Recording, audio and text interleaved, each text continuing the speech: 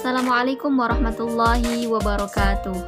Nama saya Ismiati. Di sini saya akan mempresentasikan sebuah tema yang sangat menarik dalam rangka memenuhi tugas mata kuliah Al-Firaq wal Madzahib Al-Mu'asirah.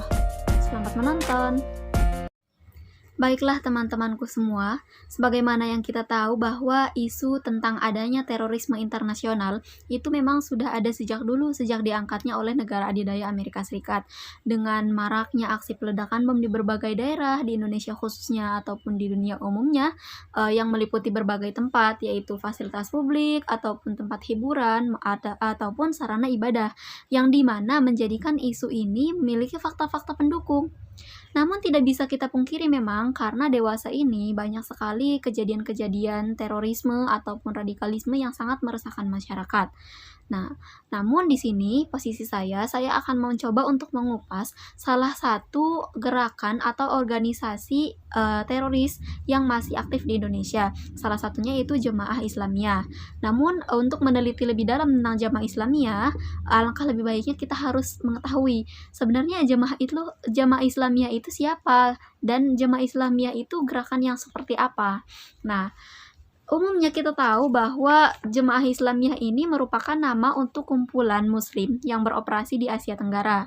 Nah, kemudian kumpulan ini menjadi populer setelah banyaknya peledakan bom yang mereka lakukan di berbagai daerah di Indonesia ya, khususnya. Nah, kemudian sebenarnya Jemaah Islamiyah ini adalah organisasi teroris yang berbasis di Asia Tenggara yang meliputi Indonesia, Malaysia, Singapura, Brunei, Kamboja, Filipina, kemudian Singapura dan Thailand. Nah, maka tidak lain organisasi ini dijuluki sebagai organisasi terorisme di kancah internasional.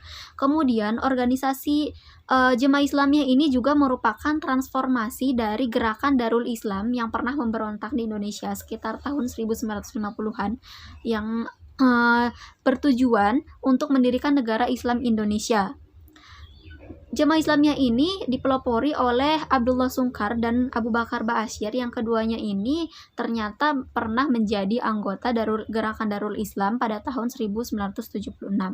Kemudian Jemaah Islamiyah juga dijuluki sebagai jelmaan hibrida, sebuah hibrida ideologi yang dipengaruhi kuat oleh kelompok muslim radikal di Mesir, yaitu Ikhwanul Muslimin pada saat itu, yang berupa arti struktur organisasinya, kerahasiaannya ataupun misi jihadnya.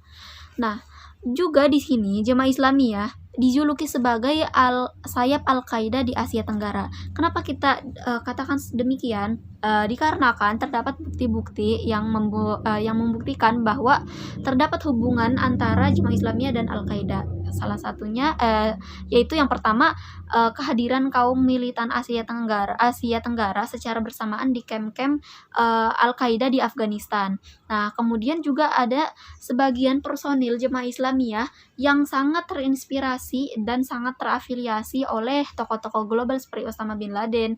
Kemudian juga mereka itu sangat termotivasi dan terinspirasi oleh tokoh-tokoh Ikhwanul Muslimin, meskipun hubungan antara Jemaah Islamiyah dan Ikhwanul Muslimin itu tidak secara langsung.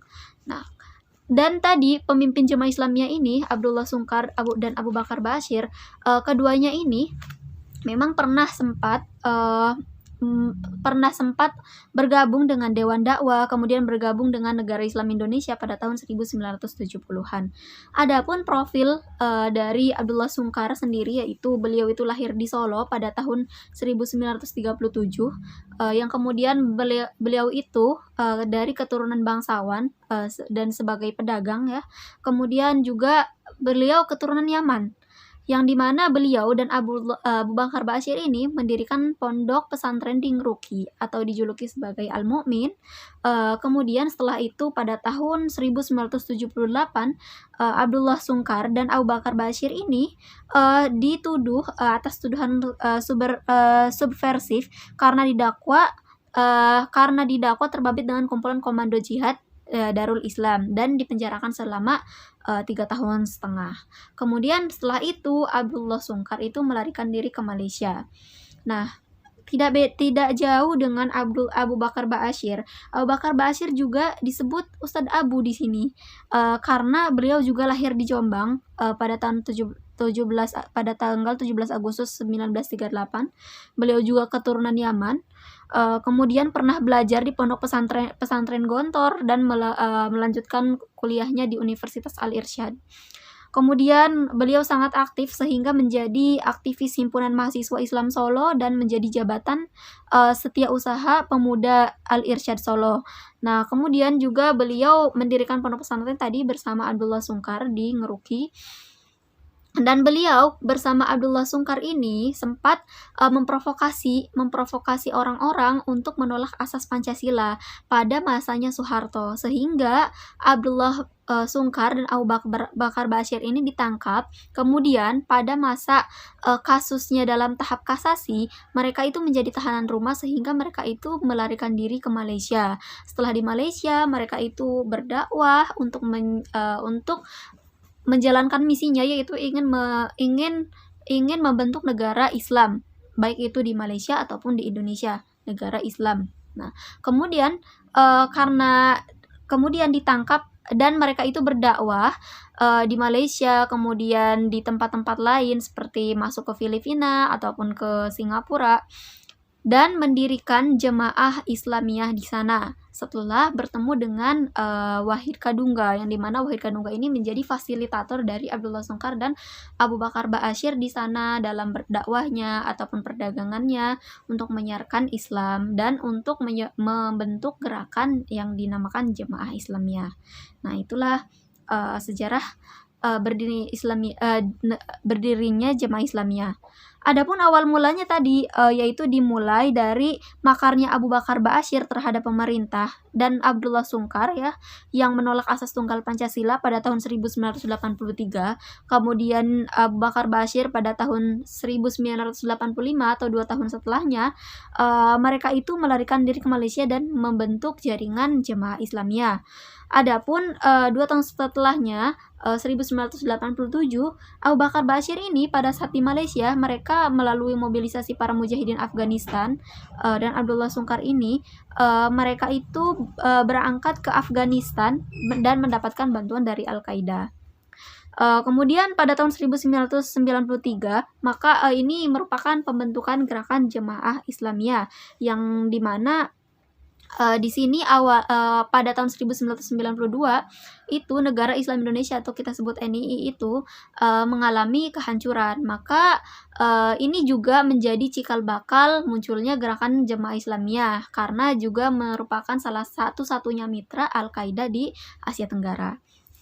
Nah, kemudian adapun tujuan jemaah Islamiyah ini ingin mendirikan negara Islam. Namun kemudian tujuannya ini berpindah, ingin membentuk negara Daulah Islam Raya ataupun negara Islam raksasa atau negara khilafah, yaitu yang menaungi Asia Tenggara, meliputi Indonesia, Singapura, Brunei, Thailand Selatan, Kamboja, dan Filipina Selatan. Nah, kemudian setelah terbentuknya jemaah Islamiyah ini, tidak semua jemaah Islamiyah itu radikal ataupun sangat liar ataupun bersifat terorisme semua ya. Namun di sini ada perpecahan dalam tubuh jemaah Islamiyah, yaitu ada 3 fraksi. Yang pertama adalah fraksi ideologis, yang kedua adalah fraksi moderat, dan yang ketiga fraksi liar. Apa itu fraksi ideologis? Fraksi ideologis itu yakni tetap berada dalam garis khitoh pedoman perjuangan jemaah Islamiyah atau kita sebut PUBG. Jadi PUBG itu menjadi pedoman bagi jemaah Islamiyah yang dimana harus dipatuhi oleh mereka sebagai anggota. Kemudian dengan struktur gerakannya itu bersifat bawah tanah atau clandestine, dan yang kedua itu fraksi moderat, itu juga sama, yaitu dengan struktur organisasi legal dan terbuka, kemudian tidak berafiliasi terhadap partai dan memperjuangkan tegaknya syariat melalui pemilihan umum. Kemudian yang ketiga ini yang jemaah Islamiyah yang melakukan aksi-aksi radikal atau kita sebut fraksi liar, karena dengan gerakannya yang ekstrim kemudian terlibat dalam aksi kekerasan dan bom seperti yang terjadi di bom Bali pada tahun 2002, kemudian di Hotel Marriott dan yang lainnya. Kemudian pembahasan tentang adanya pedoman umum perjuangan Jamaah Islamiyah atau kita sebut PUBJ. Ini sangat penting karena PUBJ ini merupakan pedoman bagi semua anggota Jamaah Islamiyah dan juga ini sebagai rule of game dari semua aktivitas dan mekanisme kebijakan dari Jamaah Islamiyah itu sendiri. Nah, di sini Jamaah Islamiyah ini memiliki 4 pedoman dalam mendirikan gerakan tersebut, yaitu yang pertama adalah usul manhaj haroki liqomatiddin, yang kedua adalah manhaj haroki liqomatiddin, yang ketiga manhaj al-amali, dan yang keempat adalah manhaj al-asasi. Nah, yang pertama, usul manhaj al-haroki liqomatiddin, yaitu 10 prinsip yang tersusun menjadi satu kesatuan atau satu keutuhan, di mana seluruh manhaj-manhaj yang dilahirkan mesti berlandaskan kepada prinsip-prinsip tersebut.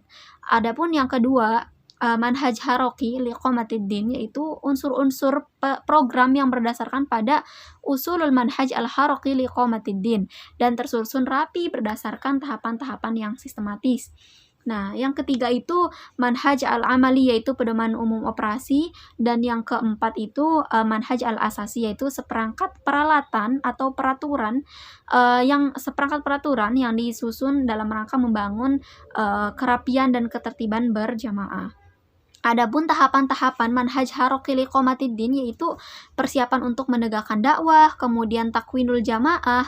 Takwinul jamaah juga di sini banyak sekali ya, ada pembentukan qiyadah rasyidah, pembentukan qiyadah sholabah, pelaksanaan tanzim sirri, pembinaan imam, sam'an wa ta'atan, kemudian amar ma'ruf nahi munkar, hisbah, takwinul quwah. Maaf ya. Takwinul quwah. Di sini takwinul quwah itu meliputi tarbiyah, dakwah, pembinaan hijrah, jihad, tajrid, kemudian ada juga pembinaan qaidah aminah, teritorial, diklat, tanwil, jasus, tansik bainal jamaah, dan istikdamul quwah. Nah, adapun gambaran dari Jamaah Islamiyah ini sendiri adalah gambaran umum dalam nizam asasi ya. Yang pertama adalah penamaan jamaah Islamiyah yang identik dengan masyarakat Islam.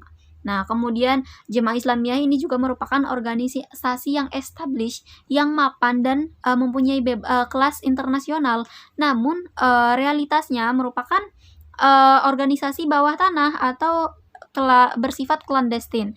Kemudian juga memakai senjata untuk berjihad dalam rangka mempertahankan jiwa karena ingin mewujudkan khilafah Islamiyah yang sesuai dengan tuntutan Nabi Shallallahu Alaihi Wasallam. Nah, jadi Jamaah Islamiyah ini memang keyakinan Jamaah Islamiyah ini hanya mengikuti Al-Quran dan As-Sunnah sesuai dengan pemahaman ulama-ulama salafus sholih. Kemudian Jamaah Islamiyah ini juga meyakini bahwa kepemimpinan dalam Islam harus dari suku Quraisy, sebagaimana style fundamentalis yang cenderung memahami hadis-hadis Nabi.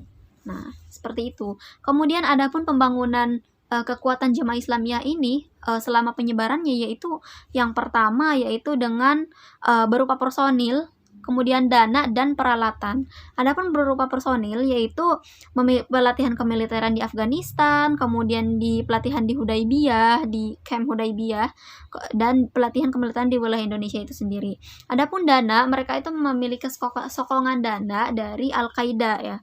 Kemudian dari sumbangan atau infak-infak anggota.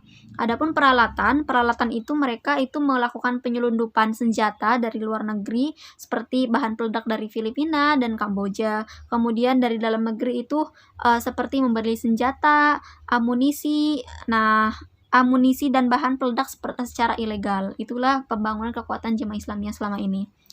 Nah, adapun penggunaan kekuatan Jamaah Islamiyah ini, mereka itu juga membagi dengan beberapa poin ya. Yang pertama itu jihad di daerah konflik seperti di Ternate, Ambon, Poso, dan lain sebagainya. Kemudian jihad di daerah konflik di luar negeri seperti Afghanistan, Filipina Selatan. Kemudian melangkahi serangkaian bom teror baik itu di Indonesia ataupun di luar Indonesia, yaitu di Asia Tenggara. Kemudian melakukan serangkaian bom teror di Asia Tenggara yang di Filipina, kemudian di Malaysia dan yang lainnya. Itu tadi penggunaan kekuatan jemaah Islamiyah. Adapun strateginya dalam menyebarkan ataupun dalam melakukan aksi-aksi pengeboman tadi, yaitu mengikuti strategi yang dibangun oleh Nabi Muhammad SAW. Karena jemaah Islamiyah ini mengikuti tahapan yang dilakukan oleh Nabi pada saat beliau itu berdakwah, yaitu dengan tahap iman, hijrah, dan jihad. Nah, tahap iman itu yaitu tahap perjuangan Rasulullah dari Mekah secara sembunyi-sembunyi, berdakwah dengan secara sembunyi-sembunyi, kemudian berhijrah setelah itu ke Madinah, dan yang ketiga itu berjihad ya. Kemudian berjihad sampai Nabi itu bisa menaklukkan kota-kota seperti kota Mekah dan yang lainnya. Nah, kemudian adapun gagasan dari jamaah Islamiyah itu sendiri, yaitu berupa jihad dan takfir. Nah, di sini definisi jihad dan takfir yang dianut oleh jamaah Islamiyah itu seperti ini. Definisi jihad menurut mereka adalah perang melawan kaum kafir yang wajib dilakukan kapan saja dan di mana saja sehingga terlaksananya hukum Allah secara sempurna. Nah, adapun definisi kafir, yaitu semua implikasinya mereka tidak berlaku bagi mereka yang beragama Islam ataupun tidak. Jadi ketika mereka pun beragama Islam kemudian menyalahi pendapat jamaah Islamiyah dan berbeda, yaitu mereka sebut kafir juga. Nah, dan dalilnya itu mereka itu menggunakan surat At-Taubah yang berbunyi A'udzubillahi minasyaitonirrajim, Bismillahirrahmanirrahim, faqtulul musyrikina idza wajadtumuhum. Kemudian adapun dalil-dalil yang lainnya yang mereka anut dari Al-Qur'an, tapi mereka itu menggunakan pemahaman secara tekstualis sehingga banyak menimbulkan penyelewengan yang dilakukan oleh jemaah Islamiyah dalam melakukan dakwahnya dan penyebarannya. Nah, kemudian ada juga di sini untuk mendidik, untuk menyebarkan ya, yang tadi saya katakan bahwa dalam penyebaran jamaah Islamiyah ini juga banyak sekali tahapan-tahapannya, yaitu mereka sudah dengan matang memikirkan cara untuk menyebarkan jamaah Islamiyah. Nah, adapun sasaran untuk anak-anak itu dengan tahapan mereka itu dibaiah dulu, kemudian ditanam sikap anti pemerintah dan seperti tidak menyanyikan lagu Indonesia Raya dan lainnya, dan pemahaman jihad. Nah, inilah yang dilakukan oleh jamaah Islamiyah. Kemudian pendidikan dasar jamaah Islamiyah untuk selain anak-anak ya tadi ya, yaitu dibaiat, kemudian ikut dalam kelas agama dan penanaman jihad. Dan jihad yang mereka sebutlah yang tadi yang saya katakan bahwa jihad yang mereka anut adalah jihad itu adalah melawan kaum kafir yang wajib dilakukan kapan saja dan di mana saja sehingga terlaksana hukum Allah Subhanahu wa taala dengan secara sempurna. Inilah penanaman jihad yang secara tekstualis mereka pahami sehingga menimbulkan kesalahpahaman dan penyelewengan yang mereka lakukan dalam tindakannya. Adapun kerjasama jemaah Islamiyah dengan jemaah yang lainnya, yaitu seperti hubungannya dengan MILF, Front Pembela Islam Moro, Abu Sayyaf Group, kemudian Gerakan Merdeka Aceh, organisasi yang berbasis kemudian Wahdah Islamiyah, Jemaah Salafi dan yang lainnya. Itu nama-nama gerakan yang bekerja sama dengan Jemaah Islamiyah selama ini. Dalam gerakan Jemaah Islamiyah ini mereka juga melakukan penyelewengan, yaitu yang pertama mereka ingin mendirikan negara Islam di Indonesia yang berbentuk khilafah, yang kemudian juga mereka ingin menegakkan negara Islam, perjuangan menegakkan Islam dengan memusuhi pemerintah dan menganggap bahwa pemerintah itu adalah musuh yang boleh diperangi kapan saja. Nah, kemudian juga memerangi orang-orang kafir atau non-muslim karena kebencian yang sangat mendalam, kebencian yang sangat berlebihan kepada non-muslim, sehingga mereka mengatakan bahwa ketika ada non-muslim yang kita temui, maka itu boleh dibunuh atau dibunuh kapan saja atau di mana saja, karena itu musuh karena Jamaah Islamiyah menganggap bahwa non-Islam itu adalah musuh. Nah, yang keempat itu terinspirasi dari terorisme dan fatwa Osama bin Laden.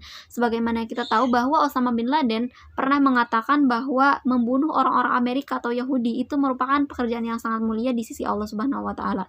Dan Jemaah Islamiyah ini sangat termotivasi dengan perkataan Osama bin Laden yang seperti itu. Maka dari itu mereka mengatakan bahwa memerangi orang non-muslim itu sangat mulia di sisi Allah karena mengikuti fatwanya Osama bin Laden. Dan kemudian selanjutnya adalah Jemaah Islamiyah ini mengajarkan cara berbohong. Kenapa? Karena mereka itu tidak mengakui setiap ditanya setiap ditanya mereka tidak mengakui identitasnya sebagai Jemaah Islamiyah. Karena dengan mereka mengakui itu bakal adanya rintangan-rintangan dari luar sehingga tidak memperlancar misinya dalam menjalankan menegakkan negara Islam di Indonesia secara khilafah yang tadi ya. Kemudian pengkafiran terhadap sesama muslim.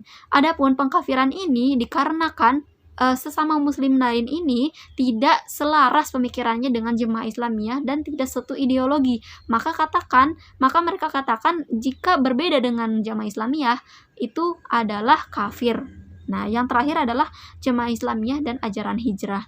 Ya, Jamaah Islamiyah dan ajaran hijrah itu mereka menganggap bahwa hijrah ini merupakan berubahnya ya dari perbuatan buruk kepada perbuatan baik ataupun berpindahnya dari tempat yang buruk kepada tempat yang baik. Contohnya mereka tidak bersekolah di tempat-tempat yang disediakan pemerintah, kemudian tidak memberikan upah untuk amil zakat, ataupun yang lainnya karena itu dari pemerintah. Segala sesuatu yang berhubungan dengan pemerintah, mereka itu melepaskan diri dari itu semua. Lantas apa sih kegagalan dan keberhasilan yang didapatkan oleh Jemaah Islamiyah? Kegagalan terbesar Jamaah Islamiyah itu adalah mendirikan negara raksasa atau mendirikan Daulah Islam Raya di Asia Tenggara yang meliputi Indonesia, Malaysia, dan sekitarnya. Nah, namun di sini keberhasilan yang mereka dapatkan, mereka merasa memiliki kebanggaan tersendiri ketika mereka berhasil melakukan aksi bom ataupun aksi teror lainnya yang mereka itu katakan bahwa bentuk kepahlawanan yang sangat membanggakan. Nah, juga mereka mendirikan ex-kombatan Jemaah Islamiyah ini mendirikan gerakan-gerakan kecil yang berbahaya pula yang bersifat terorisme seperti Jemaah Islamiyah. Meskipun ideologi di masyarakat itu meskipun gerakan ini sudah tidak ada, namun ideologi di dalam masyarakat itu masih tersebar. Banyak sekali masyarakat yang mengikuti Jemaah Islamiyah dengan bukti-bukti yang sudah ada yang sudah saya sampaikan tadi. Nah, seperti dulu ya pernah kejadian bom Bali, kemudian pengeboman di Hotel Marriott, adapun aksi-aksi teror lainnya di Indonesia, ini yang menjadikan isu-isu terorisme ini memiliki fakta-fakta pendukung. Sehingga banyak sekali respon dari masyarakat terhadap Jemaah Islamiyah, adapun respon positif ataupun respon negatif ya kebanyakan seperti Profesor Kiai Haji Ali Mustafa Yaqub dalam bukunya yang berjudul Islam Not Only for Muslims mengatakan bahwa dalil yang digunakan Jemaah Islamiyah yang mengatakan menganggap bahwa terorisme merupakan jihad itu merupakan salah karena jihad itu tidak dengan syarat terorisme, kekerasan, pengeboman dan sebagainya. Nah, kemudian Jemaah Islamiyah juga menganut paham salafisme yang tadi dipengaruhi oleh Darul Islam, kemudian Dewan Dakwah Indonesia ataupun Ikhwanul Muslimin. Sebenarnya pemahaman dari salafisme ini tidak salah, namun yang salah ini ketika mereka itu mengeluarkan sikap yang memaksa anggotanya untuk memberikan pemahaman ini kepada orang lain dan orang lain harus menerimanya. Itu sikap yang salah dari Jemaah Islamiyah. Kemudian juga yang salah dari Jemaah Islamiyah ini adalah memahami teks-teks hadis dalam memahami literasi teks-teks Al-Quran dan hadis ini secara tekstualis sehingga munculnya penyelewengan dan ajaran-ajaran yang salah dari gerakan Islamiyah yang berujung kepada fundamentalis, yang menjadikan jemaah Islamiyah ini gerakan ekstrim, radikal, terorisme dan sebagainya dikarenakan pemahaman mereka yang salah terhadap literasi Al-Quran dan hadis tersebut. Baiklah teman-temanku semua, itulah sedikit penjelasan tentang Jamaah Islamiyah yang bisa saya sampaikan. Sekali lagi, video ini tidak berniat untuk menyinggung apapun atau siapapun. Video ini dibuat hanya untuk memenuhi tugas mata kuliah Al-Firaq wal Madzahib Al-Mu'asirah. Terima kasih sudah menonton. Mohon maaf jika ada kesalahan. Wassalamualaikum warahmatullahi wabarakatuh.